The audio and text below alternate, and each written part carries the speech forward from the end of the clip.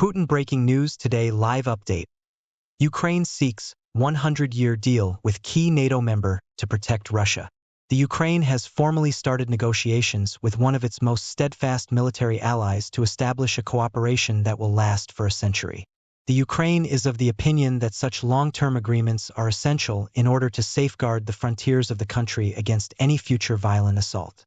An announcement was made on Tuesday by the presidential office of Volodymyr Zelensky, stating that Ukraine has held its first round of negotiations with the United Kingdom on the conclusion of a bilateral agreement on the transition to stronger and deeper partnership.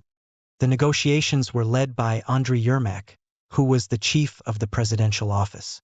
He expressed gratitude to the United Kingdom for its unflinching support ever since the beginning of the Russian invasion in February 2022.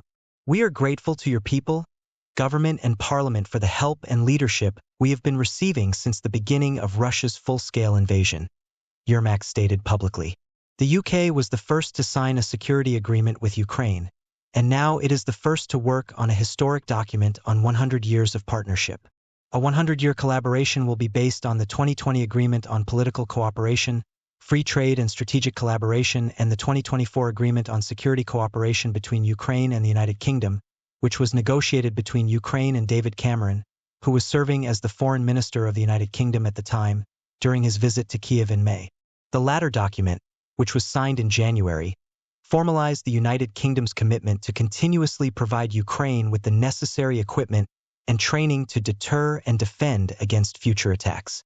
The United Kingdom government referred to this document as the first step in developing an unshakable 100-year partnership between Ukraine and the United Kingdom. According to the President's office, Yermak emphasized that continuation of the country's support is necessary in order to restore justice, peace, and prevent new aggression against Ukraine. He also stated, "We hope that negotiations will be successful so that this historic document will be signed by the President of Ukraine and the Prime Minister of the United Kingdom soon." According to the Kiel Institute, the United Kingdom has been one of the most major backers of Ukraine over the length of the conflict. In terms of total government support, the United States, the European Union, and Germany have been the only countries that have been more supportive than the United Kingdom.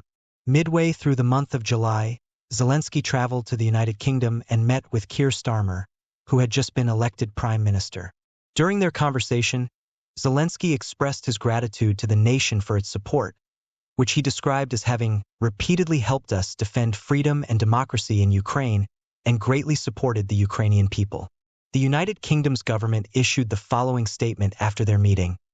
"It is abundantly clear that the war in Ukraine has become one of industrial production. Both the government and the business sector are unified in their commitment to Ukraine, and by cooperating with one another, we are laying the foundation for a partnership that will go beyond 100 years. Friday is the day that Vice President Biden pays a brief visit to Philadelphia. According to the White House press office, Vice President Joe Biden made a trip to Philadelphia on Friday in order to pay a visit to the campus of the University of Pennsylvania with his grandson. According to reports from the White House press pool, Vice President Biden landed in Philadelphia just after 5 o'clock in the afternoon and was scheduled to depart from Philadelphia International Airport just after 7 o'clock this evening.